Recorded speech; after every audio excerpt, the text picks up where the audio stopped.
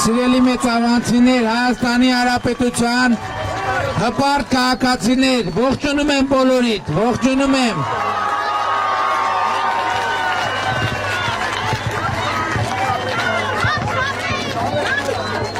Ժողովուրդ ինձ անում եք խոսելու ընդունակությունս կորցնեմ։ Մի արեք դենց։ Ես այս քարոզարշավի ընթացքում արդեն երկրորդ անգամ այդ մտքին եմ գալիս ճանապարհից, ճանապարհով անցնելիս եւ էլի այդ միտքը պետքա արտահայտեմ եւ էլի պետքա դրա մասին խոսեմ։ Իսկ խոսքը մասին է, երբ որ ասում եմ, որ իրականում ժողովուրդ մենք ապրում ենք մի երկիր դրախտավայրում,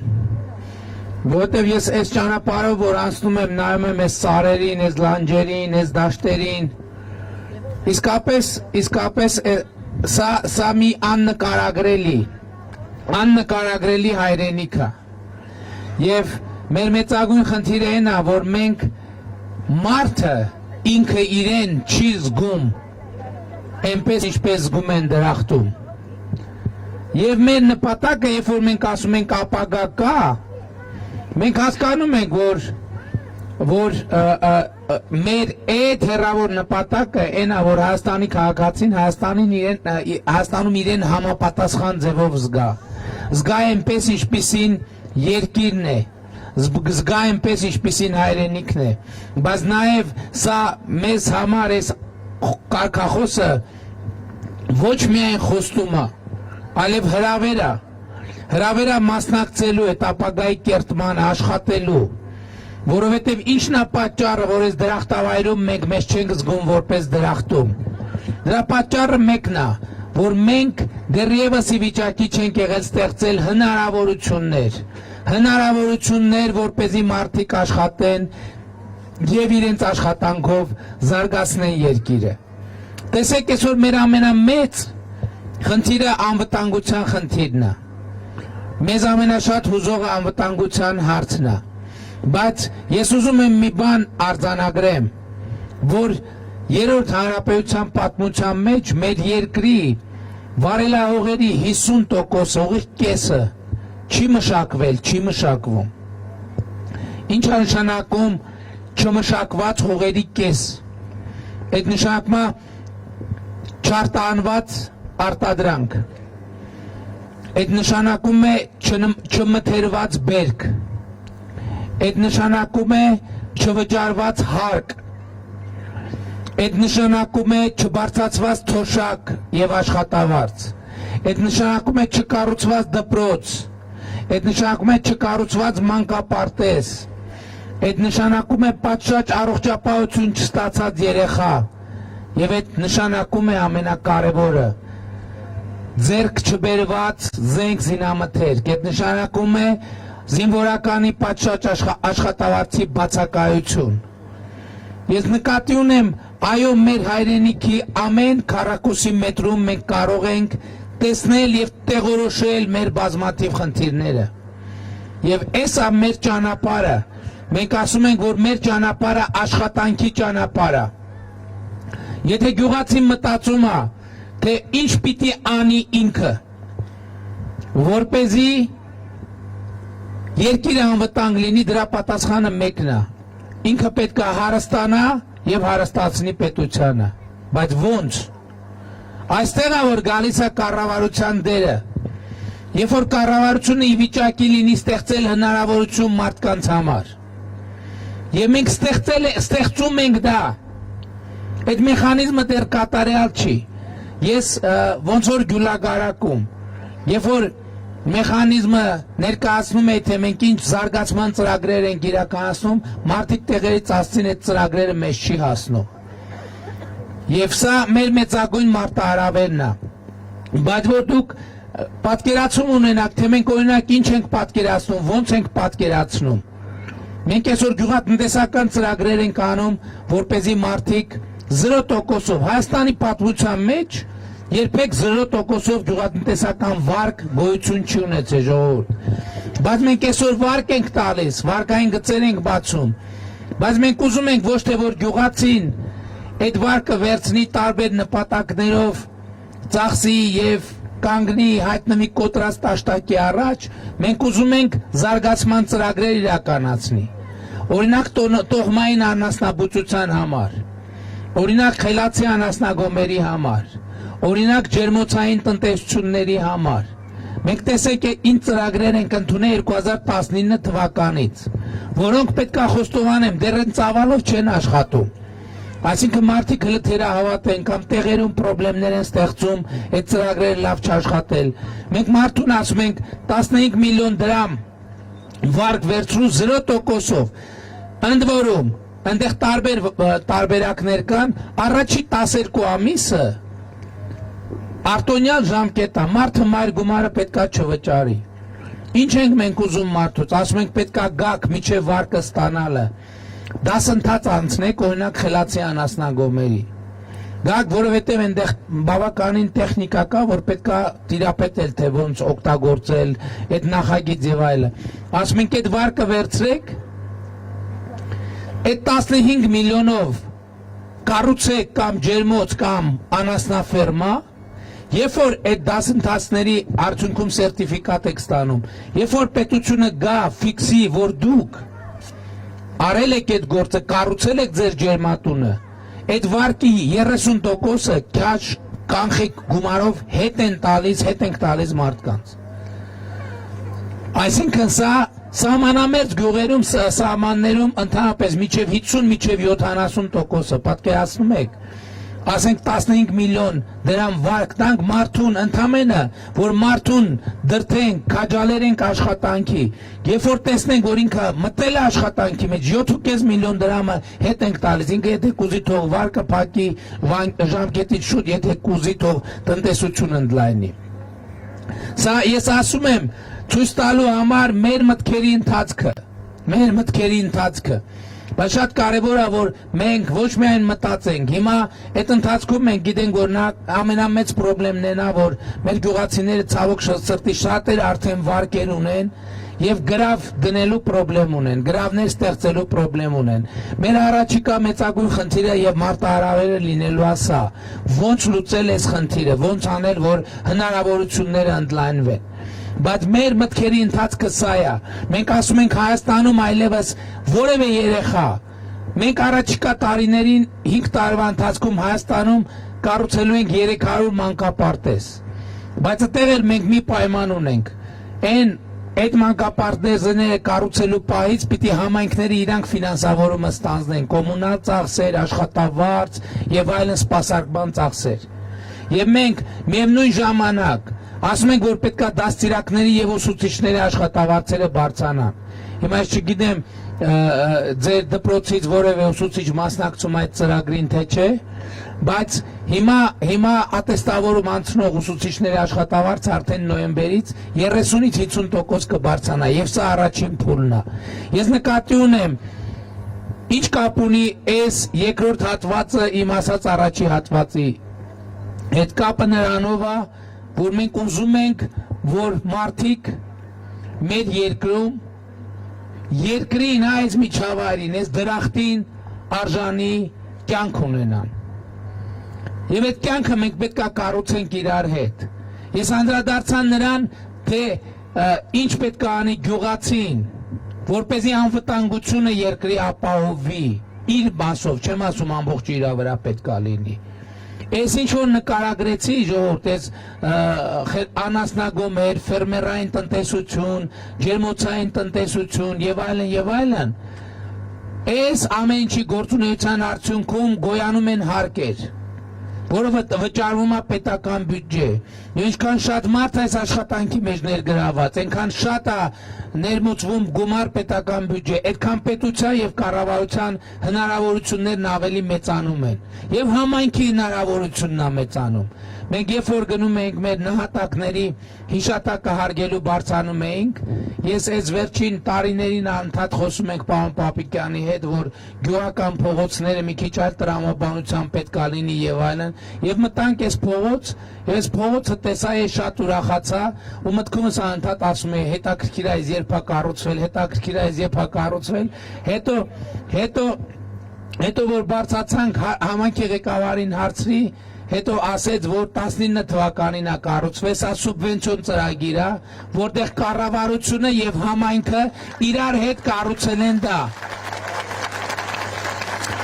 Եվ սա ինչ եմ ասում, բյուջեից վերադառնալով եմ գալիս, որ շատ կարևոր է, որ ոչ միայն դուք քաղաքացին արժեք գեներացնի, որով բյուջե ձևավորվի, այլ շատ կարևոր է, որ դուք տեսնեք այդ բյուջեի ազդեցությունը ձեր բոլորի կյանքի եւ միջավայրի փոփոխության վրա։ Եվ ես ուզում եմ 2019 թվականի օրինակը բերեմ։ 2019 թվականը մեր միակ տարին է եղել, որտեղ մենք շատ թե քիչ առանց ճգնաժամի երկիրը կառավարել ենք։ Դե դրանից հետո կորոնավիրուսն է եղել, դրանից հետո կես տարի, 2019 թվականին ժողովուրդ, մենք 18 թվականի կես տարին եւ 19 թվականի արդյունքներով մենք մեր երկրի պետական եկամուտները 500 միլիարդ դրամով ավելացրել ենք, պատկերացնում եք, 500 մի տարվա ընթացքում $1 միլիարդ։ Բայց հիմա դուք կարաք ասեք, հա, ավելացրել եք, ինչ։ Այդ ավելացման արդյունքում է, այս ավելացման արդյունքում է, որ այս ճանապարհը կառուցվում, այո,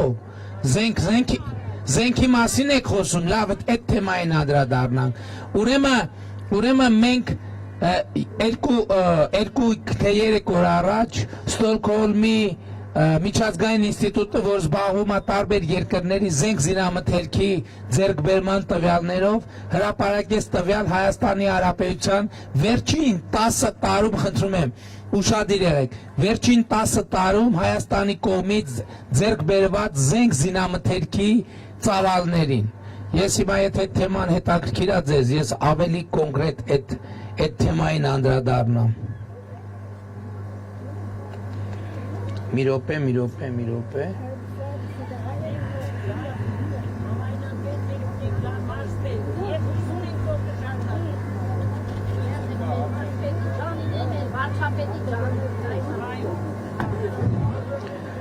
Լավ չեմ գտնում, հիշելով կասեմ։ Հիշելով հետևյալն է տրամաբանությունը։ Ուրեմն 2011 թվականից մինչև 2020 թվական Հայաստանի Հանրապետության ձեռքբերված զենքի ավելի 2%-ը, այսինքն մեծ մասը 11-ից 20 թվականի ընթացքում ձեռքաբերվել մի տարվա ընթացքում, դա 2019 թվականն է։ Այն տարին, որտեղ ես ասում եմ, որ մենք $1 միլիարդով ավելացրել ենք պետական բյուջեի եկամուտները, բայց վերջին 10 տարում շարունակություն կա։